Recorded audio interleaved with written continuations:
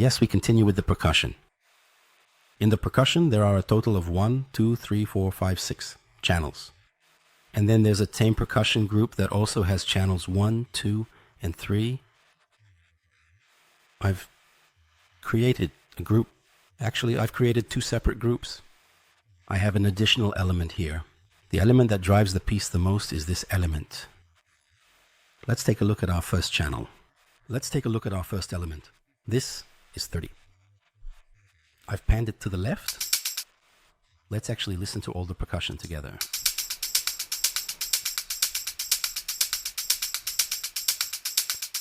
As you can clearly see, it's quite evidently driven by shakers and drums. There are some sounds. See, the first element. It's a very nice groove.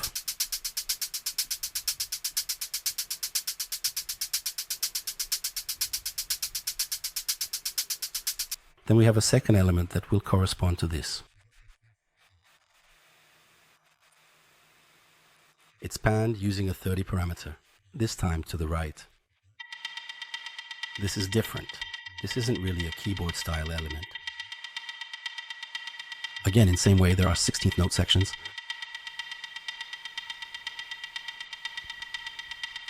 Then percussion 1, I've panned this a bit like this. I've got the field, pan it. A percussion similar to the previous one, but with a brighter tone. And again, with 16th note sections. There's a really sweet groove.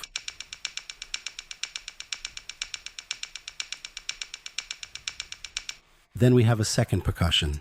What is this? This is quite something.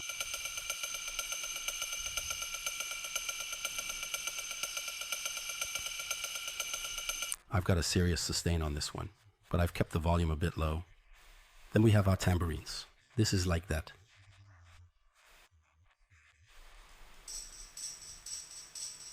This one goes like an 8th note. I've really brought this down quite a bit, minus 29, around. Then right after that we have a snare that we call a field, which is a snare that builds up. Here's an attack. Start the drop of the track.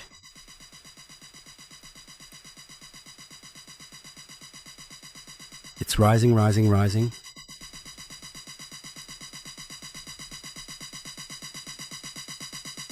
And go from A. Super. And here we have a second group. As I said tame percussion. These a little more, I wanted to train it as far as I understand. There's a percussion drop there. That's moving forward with a really nice pan. Again, 8th note hits. Very rhythmic. Very nice. I've kept this in the center. I haven't panned it. Right below, I have a tambourine that I panned 25 left. The thing itself is already biased to the left. Actually, I used this. A nice groove. Then, in contrast to that, I have a shaker that I panned 25 to the right.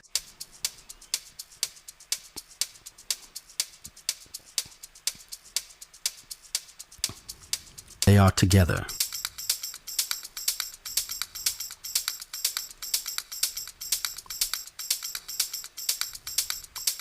Our first group is like this. Our first group really drives the piece. Here's a group.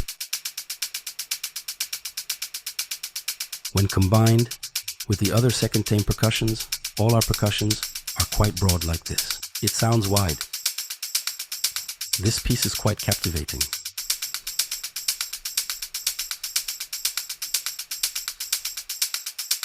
And if we hear it again together with the lock,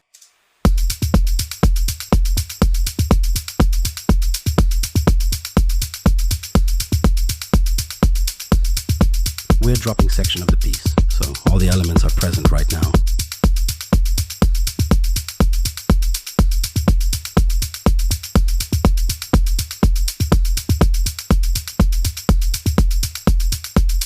Super. Then, within the arrangement of the piece, We've made placements where they seem to get lost and then reappear. We'll take a look at this again in the arrangement section. In what I call tempered cushion, I've only used a glue compressor. I haven't done any makeup, but it turned out pretty trashy. I compressed it by lowering it. I've managed to get it to compress. Compressor off. Yeah, many controls came out. As you can see right now, the transients, more this way. We compressed it and made sure it fits within the mix. If we look at our first group, we did not do any complex or other effect work there. Just panning, and actually by doing gain staging with the volume. We've balanced its own internal sound. Then we combined these two groups and created a group called All Percussion. Our main processor is right here. Let's turn it off and listen for a moment. We've used 4 plugins. When these weren't there, they're pretty low and they got lost, as you can see.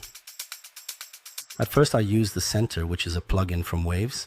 I can say that I actually use it quite a lot. This plugin, the mono sounds, to lower or raise the volume, and in the same way to be able to cut or boost the sounds that will be on the sides. And should I send the bass highs or punch to the center or to the sides? In this way, this is a plugin that allows you to do nice manipulation. I use this often. I've done this lightly and taken about 1 to 3 dB from the center so that the kick doesn't clash with it in the same way. In the mix, center is active now. Let me turn off the center. As you can see, while gathering more in the center, I've also slightly boosted the side by about 1.5 dB. I've cut the center by 3 dB as I mentioned. We've used the UAD pool tech next. Let's listen without UAD.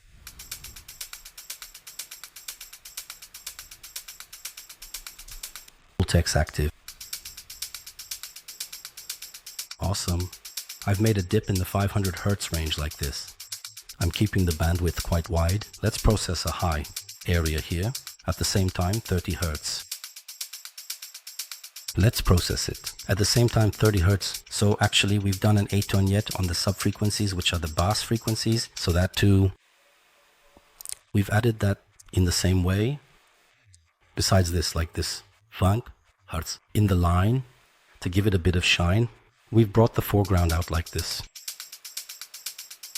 Let's close it again. The pool is thick, much darker and in the middle. While in that state, the highs on the sides are heard more brightly, while the bass in the center sounds muffled, like mud. We've done a process by catching the frequencies around 500 Hz and cutting them off while also lowering the bass. Right after that,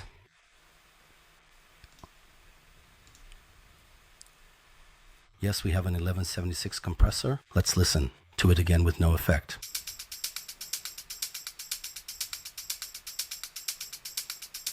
In effect, we've managed to bring the mix forward quite a bit. Right after that, I've added an Ableton stock saturator and I've only used the soft sine. So one more click. The saturator is off, so it will be in the foreground. Saturator is on. It's come forefront right now. Let's replay it. Let's close the processes. The percussions are 2.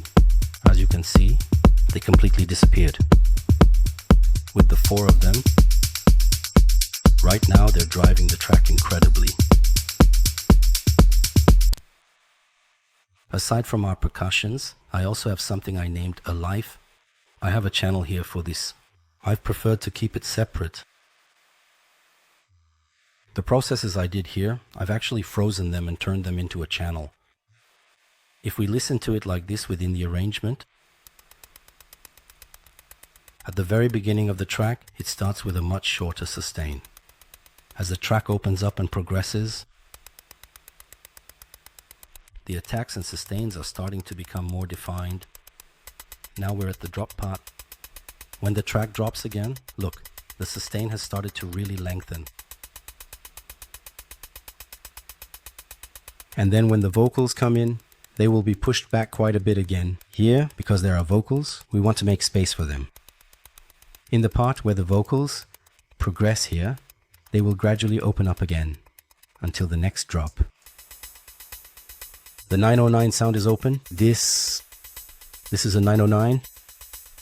I think it's vital. I've done some processing on it, but honestly, I don't remember what I did. Right now, just clearly by opening and closing the sustain writing automation, this hi-hat channel actually adds movement to the piece outside of the percussion. That's why I've kept it in the family. And here again, it's opening up quite a bit, intensifying. And in the drop section, in a 16th note way. So for example, if we look here with the percussion, this is the drop of the piece. Here they are rising as this. Life is closed. The percussion is building up here. In the same way, in this life, high, high, high, high, even higher. They rise quite a bit, and the final drop of the piece. Or we've done the same process here as well. They will be heard like this under the vocals. Let's check it out with the super kick.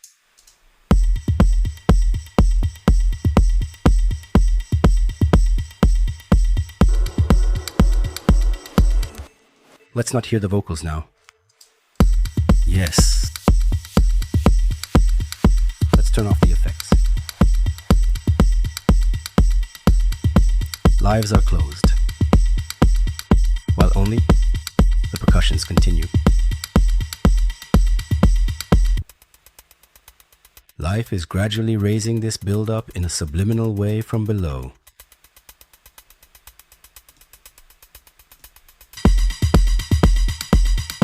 When the burst comes in again in the background, because the percussions have already moved to the other layer,